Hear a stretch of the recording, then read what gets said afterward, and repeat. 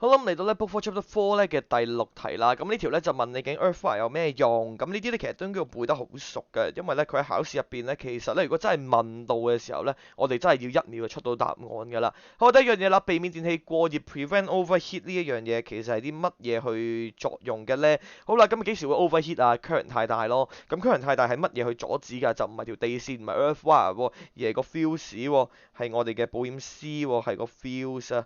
咁所以呢個咧一係錯嘅。第二樣嘢啦，避免使用者觸電，咁呢個係啱嘅，因為咧 Earthwire 就係避免當嗰條 live wire 掂到金屬外殼 metal case 嘅時候咧，我哋人再掂 metal case 咧就會觸電，因為啲電咧就會流經 Earthwire 走，而唔係流經我嘅身體。到第三啦，維持住中線嘅電勢喺0V 呢個咧當然唔啱啦。點解啊？因為維持中線嘅電勢 potential 喺0V 呢一嚿嘢係用咩方法啊？係接地，係 earthing 嗱，呢個位就要小心啦。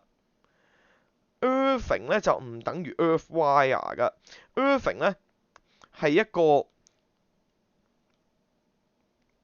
個操作嚟噶。今日上堂都有試過俾你睇㗎啦。咩叫 Earthing 啊？好簡單嘅啫，你將條電線掂住笪地就係㗎啦。咁所以我哋上堂嘅時候試過啦，就將條電線點樣咧，就駁咗埋窗邊就夾住嚿鐵。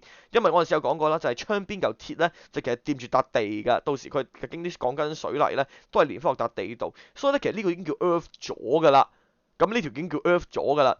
咁而任何咧呢一種 Earth 咗嘅電線咧，我就可以叫佢做 Earthed，佢嘅電勢就係0V 啦。咁但係 Earthwire 咧係泛指一條咧係接觸住電器嘅金屬外殼嘅同時，亦都 Earth 咗嘅電線，咁嗰條先叫 Earthwire 㗎。咁你喺邊度會見到 Earthwire 咧？咁所以我哋咧其實喺好多地方都會見到 Earthwire 嘅。咁啊，譬如咧，我哋平時啲電器就係即係平時啲電器會已經駁住咗啦。咁雖然佢唔會喺外面裸露條 Earthwire 俾你睇，咁但其實你會知道佢已經駁咗 Earthwire 㗎啦，因為咧嗰啲三腳插咧最頂嗰嚿嘅插頭就係去接駁 Earthwire 嘅。咁甚至乎咧，如果你下次經過校門都可以留意下㗎。其實校門咧都有條電線，就已經係扭咗喺嗰度大閘嗰個位置。咁嗰條咧其實都係 Earthwire 嚟嘅，都係防止咧觸電嘅嘢。因為嗰個大閘咧其實咧都係接咗地，都係 Earth 咗嘅。